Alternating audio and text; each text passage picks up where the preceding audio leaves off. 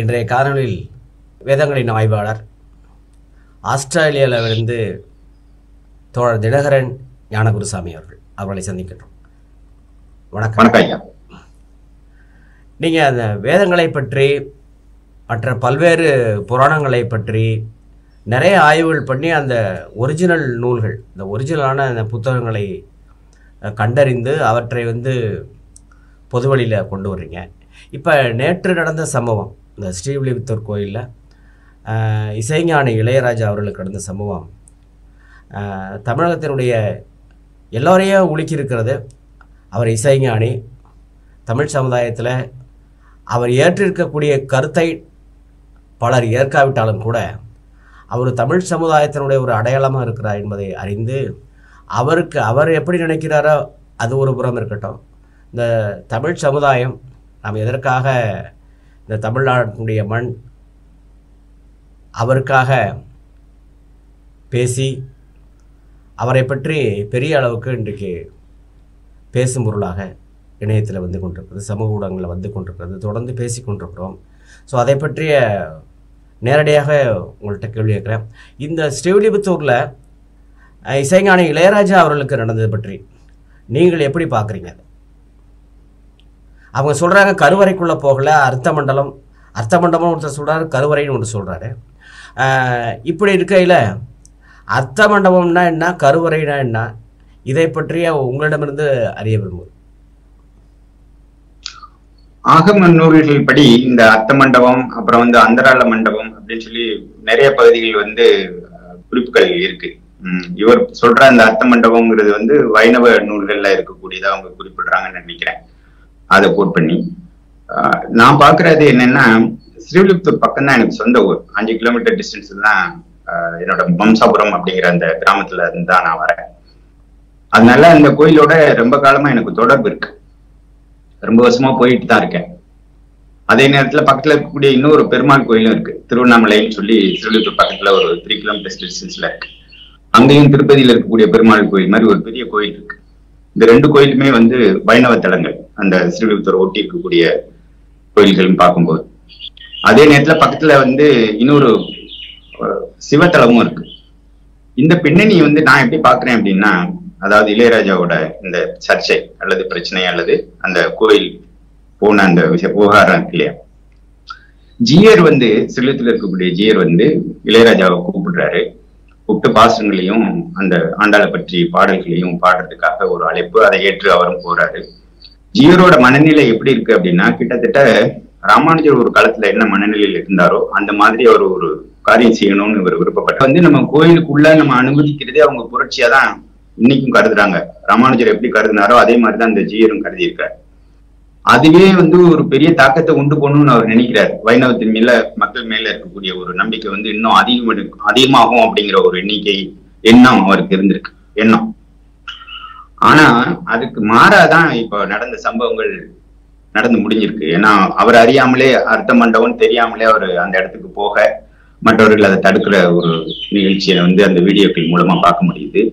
பின்னாடி அவர் மறுத்து எனக்கு எந்த விதமான சம்பவமும் நடக்கல, இந்த மீடியால வர மாதிரி எதுவும் நடக்கல அப்படிங்கிற மாதிரியான ஒரு ஸ்டேட்மெண்ட் இளையராஜா கொடுக்குறாரு. நான் சுயமரியாதை எனக்கு அதிகமா இருக்கு, எந்த இடத்துலயும் நான் அதை விட்டு கொடுக்க தயாரா இல்லை அப்படிங்கிற மாதிரி. இது எல்லாமே எப்படி நிகழ்வு கொண்டு போகுது அப்படின்னா, ஜியர் ராமானுஜரோட காலத்துல நடந்த ஒரு சம்பவத்தை அவர் நினைவுபடுத்துற மாதிரி நான் கண்ணோட்டத்துல பாக்குறேன். அது எப்படின்னா, ராமானுஜர் சோழர்களோட கடைசி பீரியட்ல ஒரு குலோத்துங்க சோழன் வரான். அந்த குலோத்துங்க சோழன் சைவர்களை பாராட்டுறான் அல்லது அவங்கள ஆதரிக்கிறான். அதே நேரத்துல வைணவர்களை அவன் வெறுக்கிறான். வைணவர்களை அவனோட நாட்டை விட்டே வெளியில போகணும் அப்படிங்கிற மாதிரியான ஒரு நிலை வருது. அப்படி பார்க்கும்போது ராமானுஜரும் தன்னோட சீடர்களை எல்லாம் கூப்பிட்டுட்டு இவர் ஸ்ரீபெரும்புதூர்ல இருந்து மேல்கோட்டை அப்படிங்கிற ஒரு இடம் இங்க இருக்கு கர்நாடகால, அதுவும் மைசூர் பக்கத்துல இருக்கக்கூடிய ஒரு ஊர்.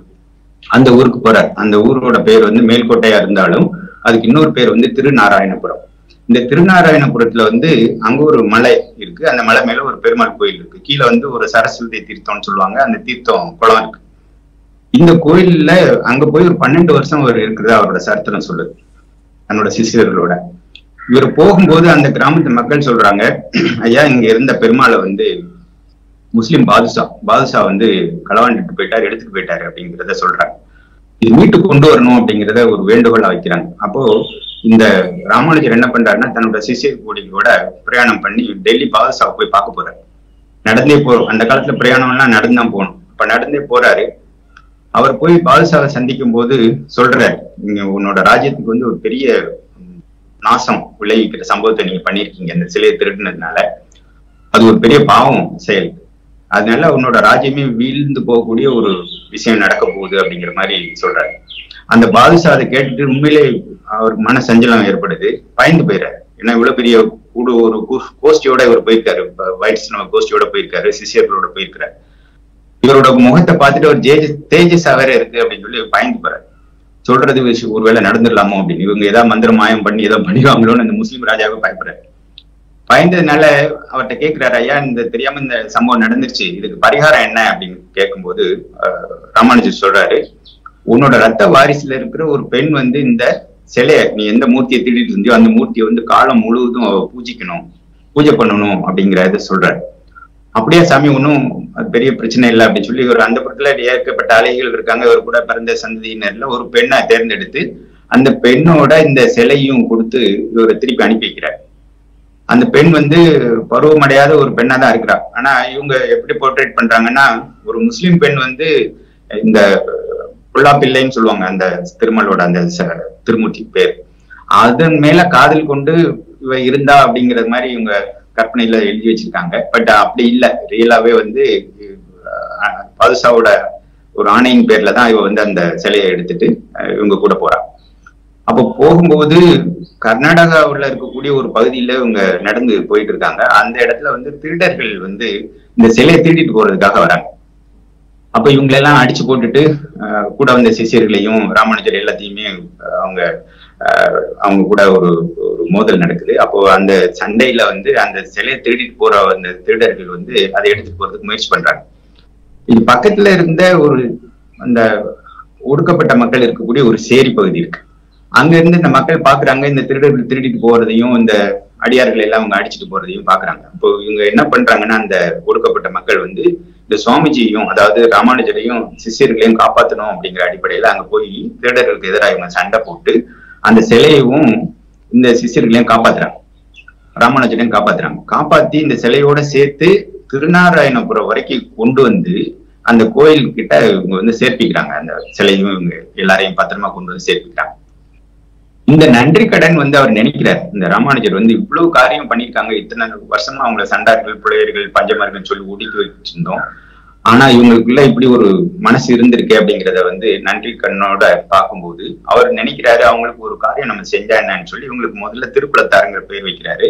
அதோடு நில்லாம அவங்களுக்கு ஒரு உரிமை கொடுக்குறாரு. என்னன்னா, திருநாராயணபுரத்துல இருக்கக்கூடிய கோயில்ல 2 நாட்களுக்கு அல்லது 3 நாட்களுக்கு வச்சிருக்கு. சில நூல்கள் 2ன்னு இருக்கு, சில நூல்கள் 3ன்னு இருக்கு.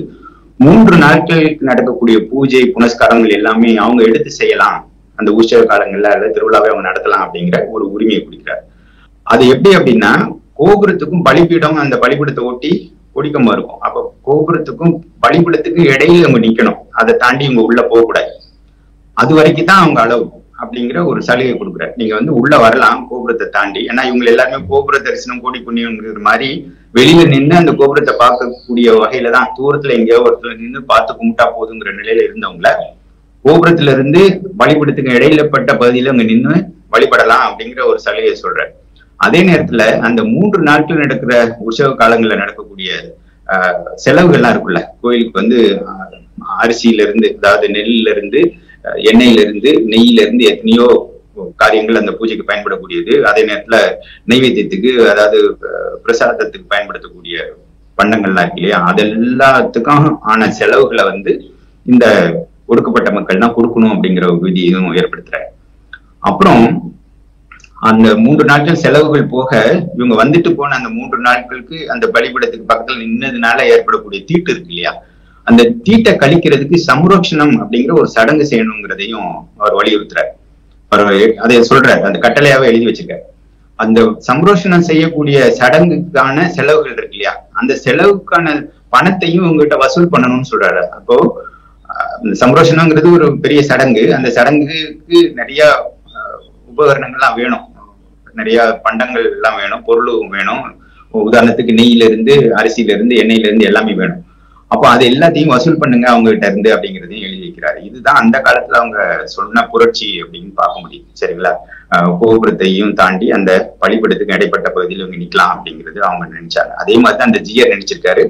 கோயிலுக்குள்ளேயே வராத ஒரு ஜாதியை வந்து நம்ம கூப்பிட்டு பாடல் பாட வைக்கிறோம், கோயிலுக்குள்ளேயும் கூப்பிட்டு வந்து அவங்களை மரியாதை பண்ண வைக்கிறோம் அப்படிங்கிற மாதிரியான ஒரு போக்கை நான் பாக்குறேன். ஆனா அதுக்கு எதிர்ப்பு விதமா இந்த 2 சம்பவங்கள் நடந்திருக்கு.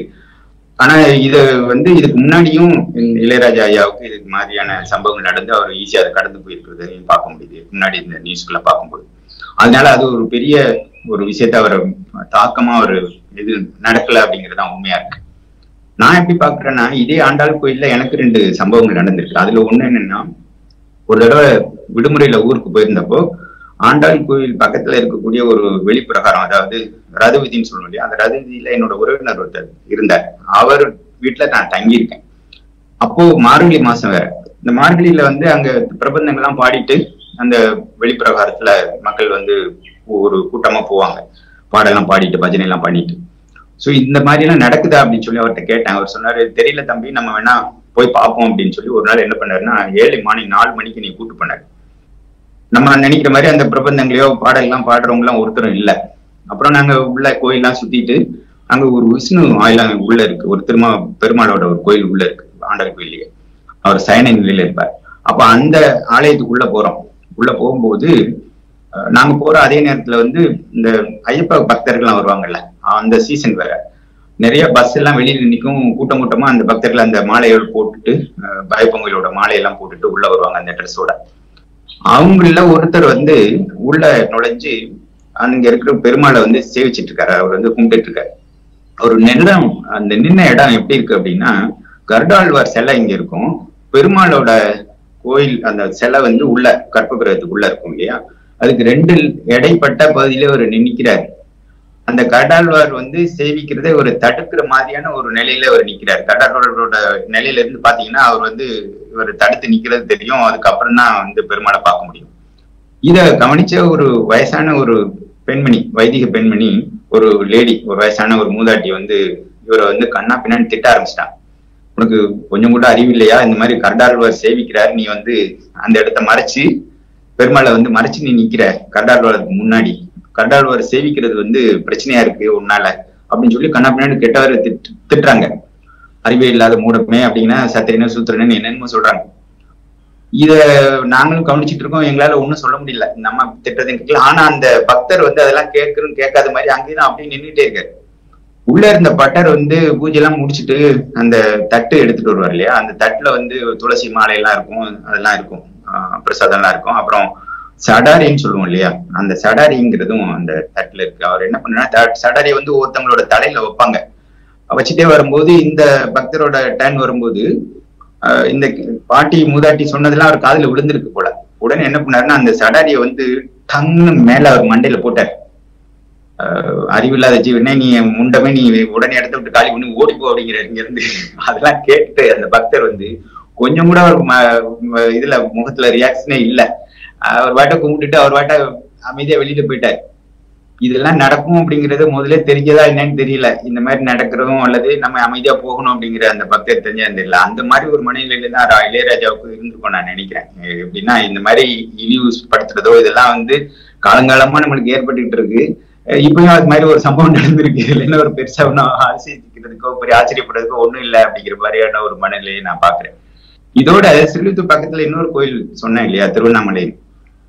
அந்த கோயிலுக்கு 2 வருஷத்துக்கு முன்னாடி நாங்க போனோம். அந்த கோயிலோட கீழே வந்து ஒரு குலதெய்வம் கோயில் இருந்தது. அந்த கோயிலுக்கு போக வேண்டிய ஒரு சூழல் குடும்பஸ்தர்களோட. அப்படி போகும்போது அந்த கோயிலை ஒட்டி கீழே, நான் சொல்றது தரையில சொல்றேன், கோயில் வந்து ஒரு மேல மலை மேல இருக்கு, பக்கத்துல வந்து ஒரு பெரிய குளம் இருக்கு. அந்த குளத்தை ஒட்டி கரையை கீழே இருக்கக்கூடிய ஒரு கோயில் தான் அந்த குலதெய்வ கோயில்.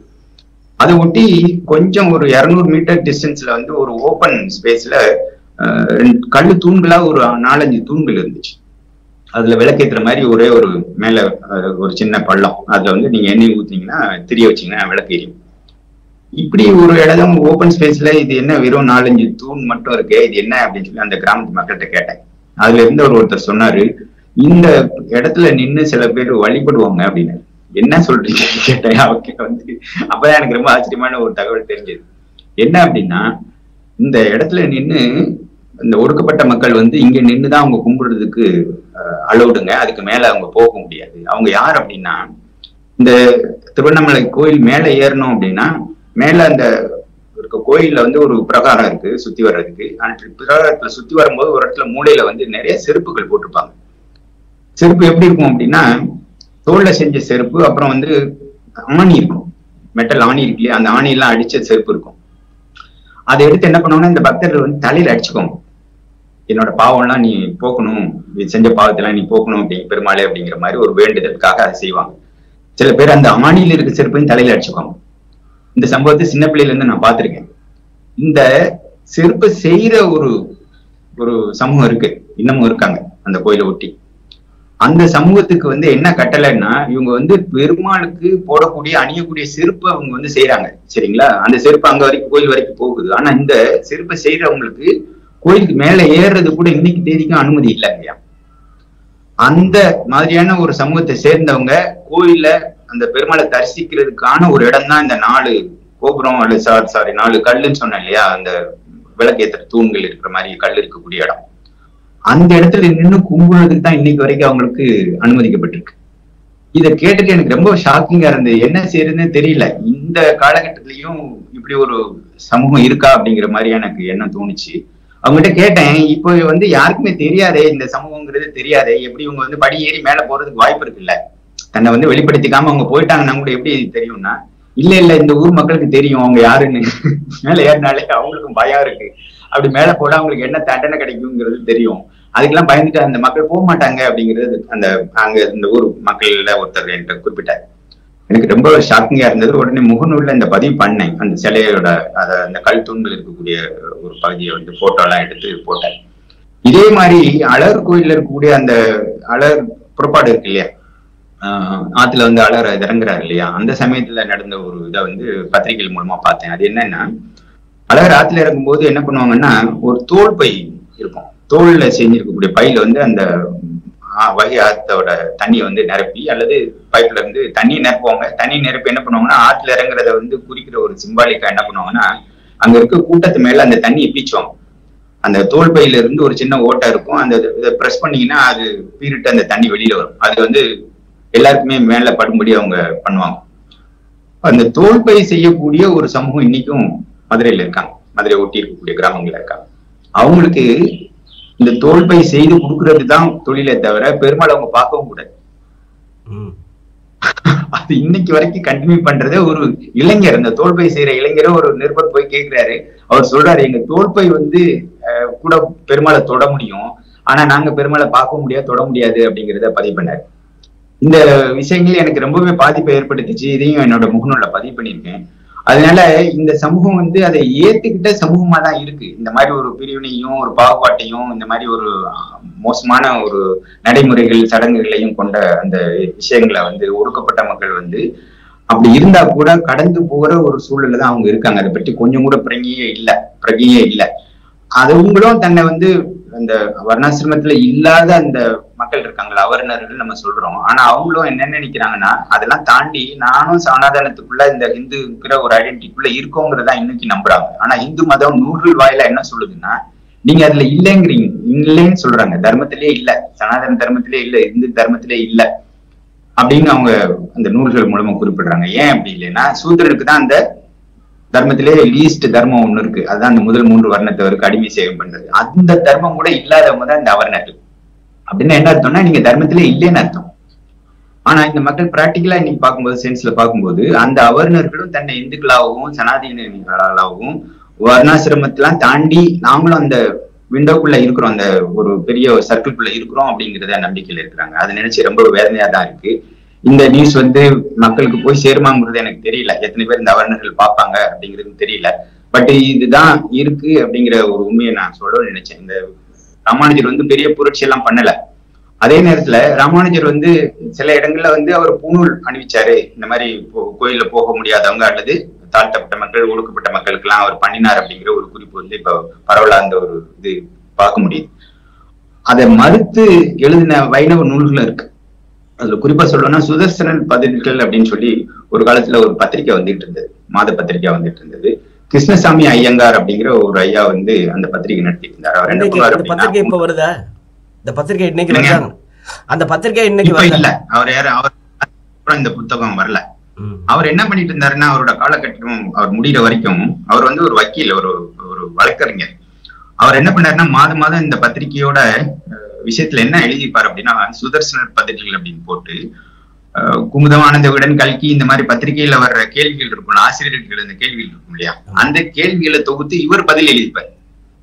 அப்படி பதில் எழுதின ஒரு விஷயத்துல வந்து ஒரு இடத்துல குறிப்பிடுறாரு, இந்த மாதிரி சொல்றாங்களே, இது மாதிரி ராமானுஜர் வந்து பூணூர்ல அனுபவிச்சதை சொல்றாங்களே, நீங்க அதை பத்தி என்ன நினைக்கிறீங்கிற ஒரு கேள்வி வரும்போது அவர் சொல்றாரு, அதுல கொஞ்சம் கூட உண்மை இல்லைங்கிறார். அது எப்படி நிறுவுகிறார் அப்படின்னா, ராமானுஜரோட வாழ்க்கை வரலாறுல எங்கேயுமே இப்படி ஒரு சம்பவம் நடந்ததா இல்லைங்கிறது குறிப்பிடுறாரு. அதே நேரத்துல வர்ணாசிரமத்தை ரொம்பவே ஸ்ட்ராங்கா கெட்டியா ஃபாலோ பண்ணவர் அவரு, வர்ணாசிரமத்தை தூக்கி பிடிச்சவர் அவரு, வர்ணாசிரமம் இருக்கணுங்கிறத நம்பினவர் அப்படிங்கிறதையும் அவர் பதிவு பண்ணியிருக்காரு. இதை இன்னொரு விதமா பார்க்கணும்னா, ராமானுஜர் எழுதின ஸ்ரீபாஷ்யம் சொல்லி ஒரு நூல் இருக்குல்ல, பிரம்மசூத்திரத்துக்கான விளக்க உரை, அந்த நூல்ல அபசூத்ராதி கர்ணம்ங்கிறதுல வந்து தன்னை வருத்தி 5 சூத்திரங்களுக்கு அவர் விரிவா விளக்கம் எழுதியிருக்காரு. அதுல வந்து சூத்திரனுக்கு ஏன் தகுதி இல்லை பிரம்ம வித்தை கத்துக்கிறதுக்கு அல்லது வேத மந்திரங்களை கேட்கறதுக்கோ ரிசைட் பண்றதுக்கோ பாராயணம் பண்றதுக்கோ அவனுக்கு ஏன் தகுதி இல்லைங்கிறத வந்து ஆணித்தரமா எழுதியிருக்காரு. சோ அந்த மாதிரி வர்ணாசிரமத்தை வந்து காக்கணும், அதை மேம்படுத்தணும், அதை வந்து அந்த விஷயத்த வந்து பாதுகாக்கணும். வர்ணாசிரமங்கிறது சனாதனத்தோட ஒரு முக்கியமான ஒரு கொள்கை அல்லது முக்கியமானது அதான், அதை தாண்டி ஒன்றும் பெருசா ஒண்ணும் இல்லை அப்படிங்கிற மாதிரியான விஷயம் இருக்கிறதுனால முழுக்க தன்னோட வாழ்நாள் முழுக்க வர்ணாசிரமியா தான் அவர் இருந்திருக்காரு. இந்த ஒரு விஷயத்தை தவிர அந்த கோயில்ல வந்து கோபுரத்துல இருந்து அந்த பலிபீடத்துக்கு இடையில மக்கள் சொல்றபடி பார்த்தா வந்து சனாதனத்தினுடைய அடிப்படை வந்து வர்ணாசிரமம். கண்டிப்பா அதுலதான் அது கட்டமைக்கப்பட்டிருக்கு, பேஸே அதுதான், பவுண்டேஷனே அதுதான். சோ இவங்க நினைக்கிற மாதிரி இவர் ராமானுஜர் வந்து ஒரு பெரிய சீர்திருத்தவாதின்னு என்னால ஒத்துக்கவே முடியாது. காரணம் என்னன்னா, இப்படிப்பட்ட பின்னணியில இருக்கிறவரு வர்ணாசிரமத்தை வந்து காக்கணும், அதை போற்றணும் அப்படிங்கன்னு எழுதினவர் வந்து எப்படி இவங்களுக்கு செஞ்சிருக்க முடியுங்கிறதுதான் மிகப்பெரிய கேள்வியா இருக்கு. இவங்களை பூணூல் போட்டதெல்லாம் வந்து ஒரு பெரிய கற்பனையா தான் இருக்க முடியும். அதையே மேம்படுத்தி இன்னைக்கு வரைக்கும் அதை ஒரு அரசியலாக்கி கொண்டு போயிட்டே இருக்காங்க. அதுல இல்லளவும் உண்மை இல்லைங்கிறது நான் சொல்ல விரும்புறேன். அதுவும் நூல்கள் அடிப்படையில அந்த சுதர்சன பதில்கள்ல அந்த கிருஷ்ணசாமி ஐயங்காருங்கிறவர் வந்து ரொம்ப தெளிவாளி இருக்கிறார். அவருக்கும் சம்மந்தம் கிடையாது, வர்ணாசிரமவாதியா தான் அவர் இருந்திருக்காரு, வர்ணாசிரமியா தான் இருந்திருக்காரு அப்படிங்கிறதுல தெளிவா எல்லா நூல்களையும் குறிப்பிட்டு அவர் எழுதியிருக்காரு. என்னோட நூல்லையும் அதை குறிப்பிட்டு இருக்கிறேன். ராமானுஜர் வந்து புரட்சிவாதியா அப்படிங்கிற பேர்ல வந்து ஒரு தலைப்புல ஒரு கட்டுரை வருது. அதுல வந்து இந்த 2 நூல்கள், ஒண்ணு வந்து ஆங்கிலத்துல எழுதின அவரோட வரலாற்று நூல் ஒண்ணு இருக்கு, 1908 நினைக்கிறேன் அந்த நூல் வெளிவந்தது. அப்புறம் வந்து இன்னொரு நூல் வந்து 1960 70 வந்த ஒரு நூல். அந்த 2 நூலையும் கோட் பண்ணி அதுல நான் போட்டிருக்கேன். இந்த சம்பவங்கள்லாம் வந்து திருநாராயணபுரத்தில் நடந்த சம்பவங்கள் அதெல்லாம் கோட் பண்ணி தான் போட்டிருக்கேன். சரிங்களா? அதனால பெயர்களை சொல்லுங்க. சொல்ல முடியாது, சொல்லுங்க. அந்த நூலுடைய பெயர்களை சொல்லுங்க. இந்த ஒரு நிமிஷங்க.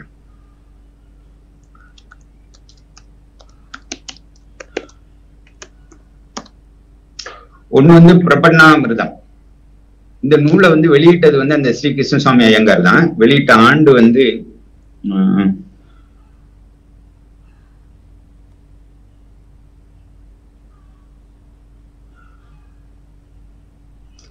1983ங்க.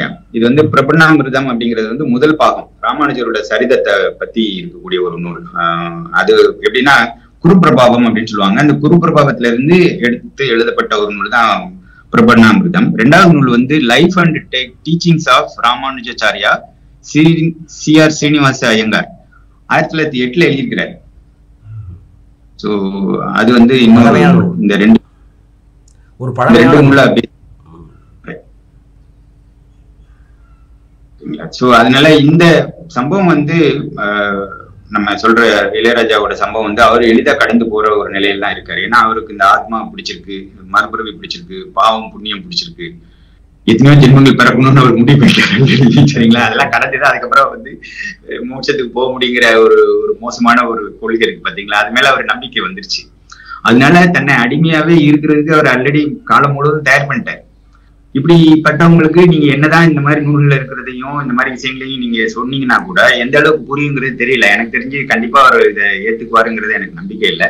இருந்தாலும் சோசியல் மீடியால இந்த மாதிரி விஷயங்களை இவரை தாண்டி எத்தனையோ பேர் அவர்னர்கள் இருக்காங்க, எத்தனை பேர் சூத்திரர்கள் இருக்காங்க, பெண்கள் இருக்காங்க, எத்தனை பேர் விளைச்சருங்க வகையில இருக்காங்க. அவங்களுக்கு எல்லாம் இது புரியணுங்கிறதுக்காக தான் தொடர்ந்து இந்த விஷயங்களை சொல்ல வேண்டியிருக்குங்க. நன்றி. இப்ப நீங்க சொல்றபடி இந்த வர்ணாசிரம தர்மத்துல சொர்க்கத்துக்கு போவதற்கு யாருக்கு தகுதி உடையவர், யார் தகுதி உடையவர்களா இருக்காங்க? வர்ணாசிரம தர்மத்தின்படியும் இந்த சனாதன நூல்களின் வாயிலா நம்ம பாக்குறது என்ன அப்படின்னா, பிராமணர்களுக்கு மட்டும்தான் அந்த தகுதி இருக்குங்கிறத அவங்க தெளிவா எல்லா நூல்களையும் எழுதியிருக்காங்க. மகாபாரதத்துல ரொம்ப தெளிவா இருக்கு. அதுல ஒரு இடத்துல குறிப்பு வருது, அதாவது அவர்ணர்களா இருக்கிறவங்க, பெண்களா இருக்கிறவங்க எத்தனை பிறவிக்கு அப்புறம் அவங்க சூத்திரனா பிறக்க முடியும், விளைச்சர்களா இருக்கிறவங்க எத்தனை பிறவிகளுக்கு அப்புறம், எத்தனை ஜென்மங்களுக்கு அப்புறம் அவங்களுக்கு சூத்திர பிறவி கிடைக்கும். சூத்திரனா பிறந்தவங்க எத்தனை ஜென்மங்களுக்கு அப்புறம் வைசியனா பிறக்க முடியும். அது எப்படின்னா, சூத்திரனா இருக்கணும், தன்னோட தர்மத்துல சிறந்து விளங்கணும், அத்தனை பிறவிகளும். அதுக்கு ஒரு பிறவி 2 பிறவி கிடையாது, சரிங்களா? நூற்றுக்கணக்கான பிறவிகள். அது அடிமை தொழிலை சிறப்பா செய்யணும். சூத்திரனுக்கு விதிக்கப்பட்ட அந்த அடிமை தொழிலை சிறப்பா செஞ்சா அதுக்கு முன்னாடி உள்ள பிறவிக்கு சொல்லப்படும். செய்துட்டே வரணும். அது எந்த பிறவில அவனுக்கு அது கம்ப்ளீட் ஆகும்னு அவனுக்கே தெரியாது, சரிங்களா? அதுக்கு உங்க வரைமுறை சொல்றாங்க, எத்தனை பிறவிங்கிற ஒரு எண்ணிக்கையும் வருது, சரிங்களா? நூற்றுக்கணக்கான பிறவிகள் 60, 200 இப்படிங்கலாம் குறிப்புகள் அதுல இருக்கு. அத்தனை பிறவிகள் அவன் கண்டினியூஸா தன்னை நிலைநிறுத்திட்டே இருக்கணும், அடிமை சேவை செய்துட்டே இருக்கணும். அதுல சிறப்பானவனா இருக்கணும், அதுல பாண்டித்தியம் இருக்கணும். அடிமையிலேயே அவன் அவ்வளவு பிஹெச்டி பண்ண மாதிரி ஒரு அடிமையா இருக்கணும், சிறந்த அடிமையா இருக்கணும், சிறந்த அடிமையா இருக்கணும். அதுல தலை சிறந்த அடிமையா இருந்தான்னாதான், அத்தனை அடிமையா இருந்து ஒரு பிறகு கிடையாது, எத்தனையோ பிறகுகள் அந்த மாதிரி அடிமை சேவகம் பண்ணி அடிமையில சிறந்தவனா இருந்தாதான் சூத்திரனா இருக்கிறவன் வைசியனா பிறக்க முடியும். வைசியனா பிறந்தவன் அவனுக்கு உரிய 6 தொழில்கள் சொல்லியிருக்கு. அந்த 6 தொழில்கள் எல்லாம் வியாபாரம் பண்ணணும், வாணிகம் பண்ணணும், வெளிநாட்டுக்கு எல்லாம் போகணும், அதெல்லாம் இருக்கு. தான தர்மம் பண்ணணும். குறிப்பா வைஷ்ணவனா பிறந்தவன் பிராமணர்களுக்கு தானம் தர்மம் பண்ணணும், வேற யாருக்கும் தான தர்மம் பண்ணக்கூடாது. அப்போ அவனும் வேதத்தை காதால கேட்கலாம், அவன் இன்னொருத்தவங்களுக்கு சொல்லித்தான் கொடுக்க கூடாது. வேத மந்திரங்கள் அவனுக்கு படிக்கலாம், ஆனா இன்னொருத்தவங்களுக்கு சொல்லி கொடுக்கக்கூடிய உரிமையை வைசியனவன், அதாவது வைசியனுக்கும் இல்லை. அதே மாதிரி அப்படி வைசியன் எத்தனையோ ஜென்மங்களுக்கு அப்புறம் அந்த 6 தர்மங்களை அவன் சிறப்பா செய்துட்டே வந்தான்னா, ஏதாவது ஒரு ஜென்மத்துலதான் அவன் சத்திரியனா பிறக்கான். சத்திரியனா பிறந்த போர் தொழில இருந்து அவனுக்கும் 6 தொழில்கள் சொல்லப்பட்டிருக்கு. அவன் அரசு பரிபாலனம் பண்ணணும், அப்புறம் வேதத்தை அவனும் கத்துக்கணும், ஆனா அடுத்தவங்களுக்கு சொல்லிக் கொடுக்க கூடாது. தான தர்மம் கண்டிப்பா பிராமணர்களுக்கு பண்ணணும், அது ரொம்ப முக்கியமான ஒரு தர்மம் அவனுக்கு. அப்புறம் இதெல்லாம் தாண்டி அதெல்லாம் செஞ்சுட்டே வரும்போதுதான் ஏதாவது ஒரு ஜென்மத்துல அவன் பிராமணனா பிறக்கிறதுக்கு வாய்ப்பு இருக்கு. பிராமணனா பிறந்தவனும் உடனே அவன் அந்த ஜென்மத்திலேயே மோட்சத்துக்கு போவான்னு இல்லை. அதுலயும் ஒரு 4 படிநிலைகள் சொல்லப்பட்டிருக்கு. அதுல முதல்ல போர் தொழில் செய்யற ஒரு பிராமணனா பிறக்கிறான். துரோணாச்சாரியர் சொல்றோம்ல, அது மாதிரியான ஒரு போர் தொழில் செய்யற ஒரு பிராமண குரூப் இருக்காங்க. அவங்கள தாழ்வாதான் கருதுறாங்க, சரிங்களா? அப்போ அந்த பிறவியில அவன் பிறக்கிறான், அந்த ஜென்மத்துல பிறக்கிறான். அந்த ஜென்மத்துல பிறந்த பிராமணன் அவனோட தர்மம் இருக்கு இல்லையா, அதை சிறப்பா செய்துட்டே இருந்தான்னா ஏதாவது ஒரு பிறவில அவன் அடுத்த எத்தனையோ ஜென்மங்களுக்கு அப்புறம் அடுத்த நிலைக்கு போறான் பிராமணர்களே. அவன் யாரு அப்படின்னு பாத்தீங்கன்னா, இந்த அபரகர்மான்னு சொல்லுவோம், இறப்பு சம்பந்தப்பட்ட விஷயங்கள்லாம் ஒரு வாத்தியார் பண்ணுவார் இல்லையா, நதிக்கரையில உட்காந்து அவங்களுக்கு தர்ப்பணம் எல்லாம் பண்ணுவாரு, திதி எல்லாம் பண்ணுவாரு, சிரார்த்தம் பண்ணுவார் இல்லையா, அந்த இறப்பு காரியங்கள்லாம் செய்யறவர். அப்புறம் கல்யாணம் செய்யக்கூடிய மந்திரங்கள்லாம் ஓதி கல்யாணம் செய்யக்கூடிய ஒரு பண்டிட் இருப்பார் இல்லையா, அந்த மாதிரி ஆண்கள் அவங்கள பிறப்பாங்க. அல்லது 3வதா சமையல் செய்யக்கூடிய ஒரு குரூப் இருக்காங்க பிராமணர்கள்லயே. நீங்க கல்யாணத்துக்கெல்லாம் அவங்களை என்கேஜ் பண்ணுவீங்க, பார்த்துருக்கீங்க எப்பயாவது. கோயில்லையும் மடப்பள்ளியில அவங்க சமையல் செய்வாங்க, அவங்களா பிறப்பீங்க. கடைசியா தான் வேத மந்திரங்களை ஓதி அந்த அக்னி காரியங்களை அக்னியை வளர்த்து ஹோமம் யக்ஞம் வேள்வி எல்லாம் செய்வாங்கல்ல, அவங்க கண்டினியூஸா செய்துட்டு இருக்கணும். அப்படி நிறைய அப்படி நிப்பாட்ட முடியாது. அவங்களதான் அக்னி கோத்திரம்னு சொல்லுவாங்க. அக்னி கோத்திரம்னு என்ன அர்த்தம்? வீட்டுல அக்னியை அவங்க கண்டினியூஸா வளர்த்து வருஷக்கணக்கா அவங்க அதுல யக்ஞம் ஹோமம் வேள்வி எல்லாம் பண்ணவங்கதான். இப்ப அக்னிகோத்திரம் சொல்றப்ப எனக்கு நினைவு வருது, ஸ்ரீரங்கத்துல இந்த அக்னிகோத்திரம் தாத்தாச்சாரியார் ஒரு நூல் எழுதினார்ல, இந்து மதம் எங்கே போகிறது நூல். ஆமா ஆமா, இந்து மதம் எங்கே போகிறது, சரிங்களா? அப்ப அவருக்கு அக்னிகோத்திரம்ங்கிற பேர் ஏன் வந்ததுன்னா, எத்தனையோ வருஷக்கணக்கா அவங்க வீட்டுல அக்னியை வளர்த்து யாகம் யாகம் ஹோமம் இந்த வேள்வி எல்லாம் செய்துட்டு இருந்தவங்களுக்கு தான் அந்த பேர் அடைமொழியே வரும்.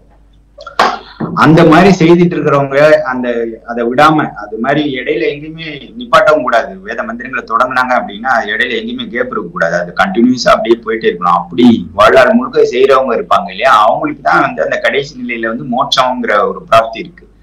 அந்த பிரிவிலேயே அவங்களையுமே அதை சிறப்பா செய்துட்டு வந்துதான் அதை வந்து போக முடியும் அப்படிங்கிற மாதிரியான ஒரு குறிப்பு வருது. அதனால 4 பிரிவுகள் அதுல இருக்கு.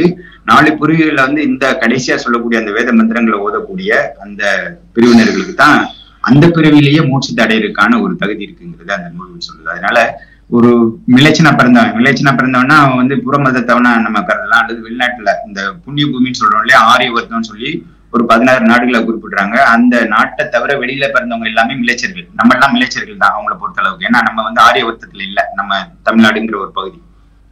அப்ப இவங்களுக்கு எல்லாம் வந்து எப்ப எந்த ஜென்மத்துல அந்த ஆரிய வர்த்தத்துக்குள்ள வந்து சூத்திரனா பிறக்கணும், ஆரிய வர்த்தத்துக்குள்ள ஒடுக்கப்பட்டவனா பிறக்கணும். சரிங்களா? இந்த பெண்களா பிறந்தவங்களுக்கு இன்னும் மோசம். பெண்களா பிறந்தவங்களுக்கு பிராப்தியே கிடையாது, மோட்சங்கிறதே கிடையாது. அவங்க முதல்ல அவங்களோட இது வந்து வாழ்க்கை குறிக்கோள் என்னதான் இருக்கணும்னா ஆணா பிறக்கணும். ஆணா பிறக்கிறது எத்தனை ஜென்மத்துக்கு அப்புறமும் தெரியல. அது வந்து ஒரு புராணத்துல நாரதரே குறிப்பிட்டுறாரு, நீங்க வந்து பெண்ணா பிறந்தாதான் உனக்கு வந்து அந்த மோட்ச பாதைக்கான வழிமுறையில உனக்கு ஒரு விண்டோவே ஓபன் ஆகுங்கிறாரு. இப்பதான் ஒரு சாவியை போட்டு நீங்க திறக்க முடியுங்கிறாரு. ஆணா பிறக்கணும் அப்படின்னு நீங்க இந்த இருந்து ஒடுக்கப்பட்டவர்கள இருந்து அதுக்கப்புறம் சூத்திரன், அப்புறம் வைசியன், அப்புறம் வந்து சத்திரியன், அப்புறம் பிராமணனா போய் கடைசியா தான் நீங்க வந்து மோட்சத்துக்கு போக முடியும். ஆனா இது எல்லாத்துக்கும் ஒரு குறுக்கு பாதை என்னன்னு பாத்தீங்கன்னா, பகவத்கீதையில இந்த கிருஷ்ணன் வந்து ஸ்ரீகிருஷ்ணன் வந்து என்ன சொல்றாரு அப்படின்னா, இவ்வளவு மோசமான பிறவியா இருந்தாலும், பாவ யோனில நீ பெண்களா பிறந்திருந்தாலும், பாவ யோனில நீ சூத்திரனா பிறந்திருந்தாலும், பாவ யோனில நீ வைசியனா பிறந்திருந்தாலும், என்ன நீ சரணடைஞ்சேன்னா நீ ஈஸியா மோட்சத்துக்கு போயிடலான்னு ஒரு ஷார்ட் சர்க்கியூட் வேலை பாதை சொல்றாரு, ஒரு சின்ன வழிமுறையை சொல்றாரு. அதே நேரத்துல என்ன நீ சரணடைஞ்சினா நீ என்ன பாவம் மன்னிக்கலாங்கிற, உன பாவம் மன்னிப்பு உண்டுங்கிற. இப்படி ஒரு இதனாலதான் அது வந்து இவ்வளவு பாப்புலரா மக்கள் மத்தியில பரவி இப்படி ஒரு பெரிய இதை வந்து கொண்டு வந்திருக்கு. என்ன வேணாலும் பண்ணிக்கோ. இப்ப ஒரு மீட்டிங்ல வந்து கல்யாணராமன்ங்கிற ஒரு உபன்யாசர் சொன்னார்ல, நீ சூத்திரன்னா உனக்கு வந்து கொள்ளையடிக்கலாம், கூத்தடிக்கலாம், நீ வந்து கூத்தியாளோட இருக்கலாம் அப்படின்லாம் ஒரு இதை பார்த்த உங்க வீடியோல அவர் பேசினது. ஏன்னா அந்த அடிப்படையில தான் அவர் சொல்ற, சூத்திரனுக்கு நீ இருக்கிறவனுக்கு நீ போய் பேசலாம். ஏன்னா சூத்திரங்கிற அறியப்பட்டவனே வந்து பொய்யினோட இன்னொரு உருவம். அதே மாதிரிதான் பெண் அப்படின்னாலே ஒரு பொய் பேசுறவங்கிறது இருக்கு. பொய்யானவள்ங்கிறது வேதத்திலேயே குறிப்பு இருக்கு. பெண்ணுங்கிறது ஒண்ணு வந்து என்னன்னா பாவத்தின் ஒரு சிம்பலுங்க, பாவத்தோட ஒரு சின்னம் தான் பெண். இன்னொன்னு வந்து பொய் தான் பேசக்கூடிய, வாய் திறந்தாலே பொய் தான் பேச முடியும். சரிங்களா? அந்த மாதிரியான குறிப்புகள் இருக்கிறதுனால இவங்க எல்லாரும் அந்த பாவ யோனியில பிறந்தாங்க அப்படிங்கிறதுக்கு இந்த நம்ம சொல்ற கீதையே போதும். கீதையில இப்படி இருந்தாலும் அந்த பகவான் ஸ்ரீகிருஷ்ணர் வந்து என்ன சொல்றாருன்னா, இப்படிப்பட்ட பிறப்புல பிறந்திருந்தா கூட என்ன நீங்க சண்டை உங்களுக்கு எல்லாமே ஃப்ரீங்கிற மாதிரி போயிருது. அப்புறம் இன்னொரு குறிப்பு அதே பகவத்கீதையில வருது. இந்த பகவத்கீதை படிக்கிறதுக்கு யாருக்கு தகுதி இருக்குங்கிறதையும் அவர் சொல்றாரு. அதுல வந்து இந்த அவர்ணர்கள் ஒடுக்கப்பட்டவர்கள்லாம் இல்லவே இல்லை, அவங்க படிக்க கூடாதுன்னே இருக்கு. என்னை நம்பாதவங்க, அதாவது நாத்திகர்களா இருக்கிறவங்க, அப்புறம் யாரெல்லாம் வந்து என்னை கும்பிடுறதுக்கு தகுதி இல்லாதவங்க அப்படின்னு இருக்கு இல்லையா, அப்ப கும்பிடுறதுக்கு தகுதி இல்லாதவங்க அந்த அவர்ணர்கள் வந்துடுறாங்க. நீங்க கோயிலுக்கு வெளியில எங்கேயோ நின்றுதான் கோபுரத்தை தான் பாக்குறீங்க தவிர பெருமாளை டைரக்டா தரிசனம் பண்றதுக்கு வாய்ப்பே கிடையாது. அப்ப அவங்க எல்லாம் ஆட்டோமேட்டிக்கா அதுல வந்துடுறாங்க. அப்ப என்ன சொல்றாருன்னா, என்னை வணங்குறதுக்கு ஆராதிக்கிறதுக்கு தகுதி இல்லாதவங்க எல்லாம் வந்து இந்த நூலை படிக்க கூடாது, அவங்க காதுல கூட அந்த பகவத்கீதையை கேட்க கூடாதுங்கிற குறிப்பு பகவத்கீதையில இருக்கு. அதனால ரொம்ப தெளிவா இருக்கு. என்னை கும்பிடாதவங்கள அப்படின்னு சொல்லி அவங்க டிஃபைன் பண்ணி இருக்கிறது பகவத்கீதையில இருக்கு. ஆனா இவங்க நினைச்சுக்கிறாங்க பெருமாள் எல்லாருக்கும் பொதுவானவர் நினைச்சுக்கிறாங்க. பெருமாள் வந்து பொதுவானவர் இல்ல. அவங்கள பொறுத்த அளவுல பெருமாளை தாண்டி சிவனை வழிபடுறவங்களும் ஒரு புறமதத்தவர் தான். அந்த பெருமாள் கோயிலுக்கு வர முடியாதவங்க, வெளியில நின்று கும்பிடுறவங்க எல்லாமே வந்து அவர்ணர்கள் தான். இப்ப சிவனை வழிபடக்கூடியவர்களையும் அவங்க ஏற்றுக்கொள்வதில்லை. சிவனை வழிபடக்கூடியவர்கள் சைவ மதத்தவர்களையும் அவங்க ஏற்றுக்கொள்வதில்லை, ஏற்றுக்கொள்றது கிடையாது. அது மாதிரி சிவன் மட்டும் கிடையாது, நீங்க மத்த காளியோ அல்லது துர்க்கை அம்மனை வழிபடுறவங்களோ அந்த மாதிரி வழிபாட்டு செய்யறவங்க எல்லாம் அவங்க ஏத்துக்கிறதே இல்லை, முருகனை வழிபடுறவங்களை ஏத்துக்கிறது இல்லை. அப்படி பார்க்கும்போதுதான் இதே விஷயம் வந்து சைவத்திலயும் இருக்கு. சைவத்துல வந்து வைணவர்கள் வந்து புற மதத்தவர்கள் தான். மத்த வழிபாடு எல்லாம் செய்யறவங்க, காணபத்தியம் அப்படி நம்ம மத்த வழிபாடு எல்லாம் இருக்கு இல்லையா, அவங்க எல்லாமே புறமத்தவர்கள் தான் அப்படின்னு சொல்லி அவங்க ஆகம நூல்ல எழுதப்பட்டிருக்கு. அதனால ரொம்ப தெளிவா என்ன புரிஞ்சுக்கணும் அப்படின்னா, இவங்க சொல்றாங்க, பெருமாளே சொல்றாரு என்னை கும்பிடுறதுக்கு முதல்ல உனக்கு தகுதி வேணுங்கிறாரு. அந்த அவர்ணர்களுக்கு தகுதி இல்லைங்கிறத பகவத்கீதையில ரொம்ப தெளிவா சொல்லப்பட்டிருக்கு. அப்படின்னா பகவத்கீதை நீ படிக்காத அப்படிங்கிற ஒரு குறிப்பு வருது. யாரெல்லாம் படிக்க கூடாதுங்கிற டெபினிஷன்ல அவங்களோட பேர்களும் வருது. மிளைச்சர்கள் வராங்க, என்னை நம்பாதவங்க வராங்க. நம்பாதவங்கன்னா நம்ம நாத்திகர்கள்னு எடுத்துக்கலாம், சார்வார்கள்னு எடுத்துக்கலாம். அடுத்து அவர்ணர்கள் அப்படின்னு பார்க்கும்போது இந்த ஒடுக்கப்பட்ட மக்கள் தான். இந்த ஒடுக்கப்பட்ட மக்களுக்கும் எனக்கும் சம்மந்தம் இல்லைங்கிறவரை போய் இவங்க சொந்தம் கொண்டாடுறாங்க. அதான் ரொம்ப முரண்பாடா நான் பாக்குறேங்க. அப்ப புராணங்களின்படி அவங்க எழுதி வச்சிருக்கபடி பகவத்கீதைப்படியே சூத்திரர்களுக்கோ அல்லது அவர்ணஸ்தர்களுக்கோ கோயிலுக்குள்ளே போவதற்கு உரிமை இல்லை, பெருமாளை தரிசிப்பதற்கோ அந்த கடவுளை வழிபடுவதற்கோ உரிமை இல்லை என்றது நிலைநாட்டப்பட்டிருக்கிறது. அது மட்டும் இல்லாமல் மோட்சத்திற்கு போவதற்கான அருகதையும் தகுதியும் இருக்கலை என்று சொல்கிறார்கள். நீங்கள் சொல்கிறீங்க. இப்படி இருக்கப்ப நம்ம இவர் அங்கே போகிறார், இசையமைப்பாளர் இசைஞானி இளையராஜா போகிறாரு. அதாவது கோயிலுக்கு வெளியிலேயே நின்று கும்பிட வைத்த அவர்கள் இன்றைக்கு உள்ளே அழைக்கிறாங்கன்னா நீங்கள் சொல்கிறது மாதிரி இவர்னால மக்களிடம் வைணவம் பரவுமா என்ற எண்ணத்தின் பேரில் அவர்கள் அழைத்து அவர்களை அங்கே உள்ளே வரக்கூடாது, அந்த கருவறைக்குள்ளே உள்ளே வரக்கூடாது, நீங்கள் வெளியில் நின்னுங்க என்று சொல்கிறார். அதையும் இவர் ஏற்றுக்கொள்கிறார். அதை கடவுளை நம்பாதவர்கள் கூட, கடவுளை நம்பாத பெரியார் தான் கடவுளை நம்பக்கூடிய தமிழர்களுக்கு கோயிலில் உள்ளே சென்று வழிபாடு செய்யக்கூடிய உரிமை வேண்டும், கோயிலுக்குள் செல்லக்கூடிய உரிமை வேண்டும், கருவறைக்குள் சென்று வழிபடக்கூடிய உரிமை வேண்டும் என்று போராடுகிறார்.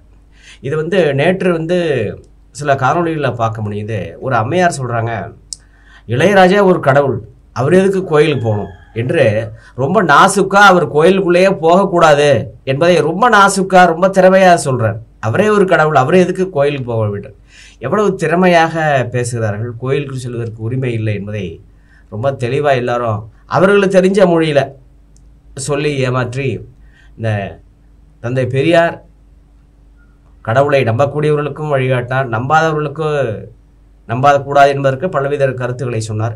நம்பக்கூடிய தமிழர்களுக்கும் அந்த உரிமையை பெற்றுத்தருவில் அவர் எடுத்துக்காட்டார் என்றார். இப்படிப்பட்ட பல்வேறு கட்டடங்களை நீங்கள் சொன்னது மாதிரி கோயிலுக்கு வெளியில் தூண்கள்லேருந்து தான் கோயிலை பார்க்க வேண்டும், வணங்க வேண்டும் என்ற ஒரு கட்டுப்பாடு இன்றளவுக்கு அது அந்த பகுதியில் நிலவி வருகிறது என்பதை நீங்கள் சொன்னீங்க. இதையெல்லாம் உடைத்தறிந்தது தான் பெரியார் இயக்கம், திராவிடம். தொடர்ந்து பேசுவோம். நன்றி, வணக்கம். வணக்கம் ஐயா, நன்றி.